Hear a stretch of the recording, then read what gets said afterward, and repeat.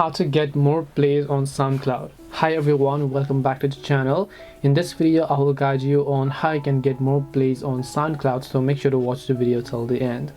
Now, to get more plays on SoundCloud, I'm going to give you a couple of strategies. The first is to simply optimize your SoundCloud profile. So go to soundcloud.com and just ensure that your profile is complete and then visually appealing as well. Just use a high quality profile picture and banner image that reflect your brand or style. Number 2 is to simply create catchy titles and descriptions. So give your tracks attention-grabbing titles and write engaging descriptions. Be creative, descriptive, and use relevant keywords to make your tracks more discoverable through search engines and within the SoundCloud platform.